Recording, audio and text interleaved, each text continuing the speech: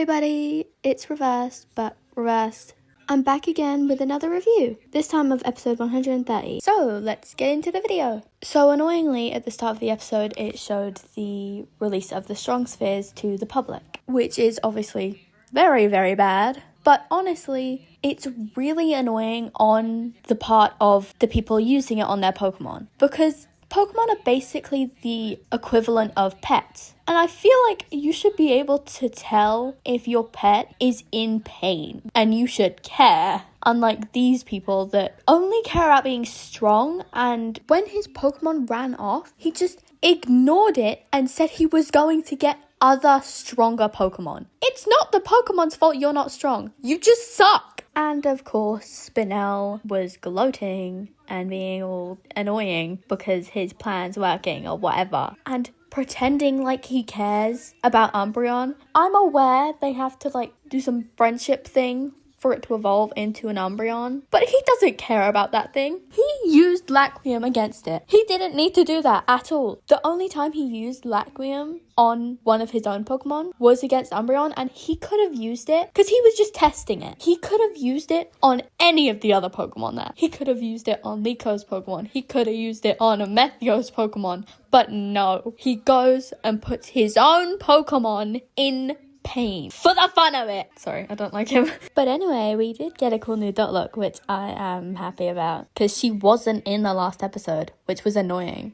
But she looked so cute in that scene. I was very interested when I saw this scene because we obviously don't know much about Agate. I know that's a weird way to say her name, but I never knew how to, and I've just searched up how to say that word, and that's what I got. So I apologize if I am saying her name wrong. But anyway, since we don't know much about her, I was interested when it was bringing up something about her, and maybe we could find out why she's doing what she is. Because no sane, moral person would go along with anything the explorers are doing. So I was excited to figure out something about her. And the Rising Volt tacklers were obviously going through their plan, figuring out who the 18 Terra types were and see what else they needed, that being a poison type. So they were going to go see Diana, Liko grandmother. And the explorers somehow hear about it, so they go and try to meet up with them, in a bad way, obviously. And Hamba shows up, looking all menacing, which I wasn't expecting, to try and reason with them and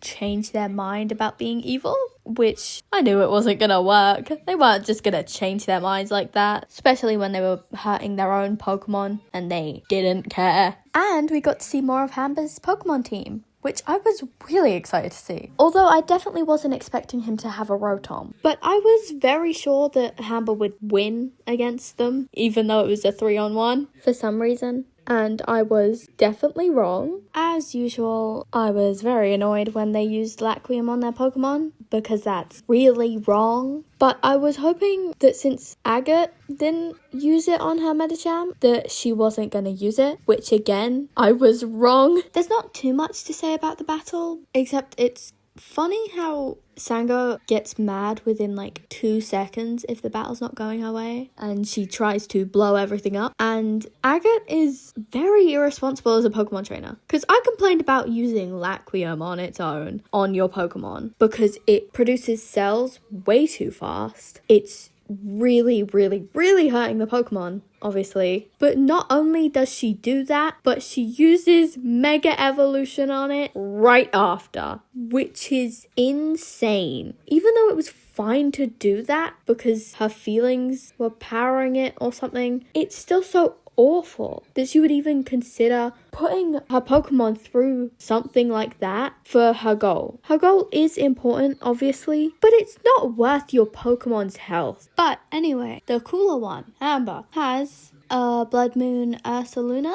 which I definitely wasn't expecting. I had no idea what the red glowing thing was gonna even be. I was just very, very confused. And we got a bit of backstory on each of the explorers. Well, not all of them, just Sango, Onyx, and Agate, which is interesting. But I'm still mad that now we have more backstory on all of the explorers and all of the Rising Volt tacklers except Dot. I'm aware we had the surface level just before she got into the Rising Volt tacklers, But I mean, we don't have any of her actual backstory, and it drives me insane. We know nothing about her. We don't even know what region she could possibly be from. Our only guess is where Murdoch might be from, and that's Gal. But he's her uncle. It doesn't mean they're from the same place. So we have zero idea on where she could be from or anything about her. But we're finding out everything about everyone else. Anyway, when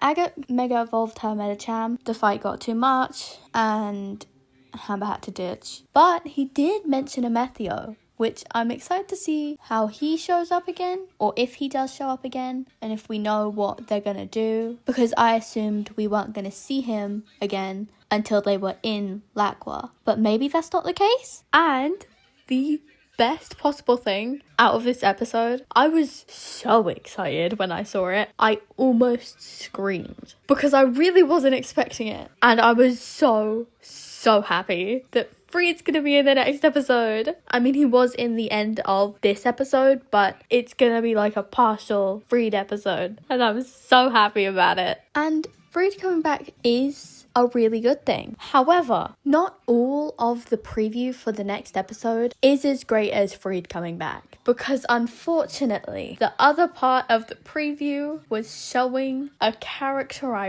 really hate. Sodayo, or YS, Wyatt, is going to be in the next episode, which is very unfortunate. I was hoping he wouldn't show up ever again in the show. I really don't like him. It's just, he lies for no reason. There is literally no reason for him to lie. He just does it and then goes, "The truth is what you make it." No, it's not. I can say that the sky is green. It doesn't mean that the sky's green. It's still blue, because that's how the truth works. You can't just lie and that become the truth. That's not how things work. If something is a certain way, you can't say another thing to just change it. And I hate people that just lie. I know he's a character. I don't care. He just lies for the fun of it, or for whatever reason he has, and it drives me insane. But anyway, Freed's back, and so's Perrin, which I also was not expecting, but it's a lot better than Wyatt. Anyway, that's all I have to say. So it's the end of the video again. So I hope you enjoyed this video as well as the last one, and thank you for watching. I will see you all in the next one. Bye!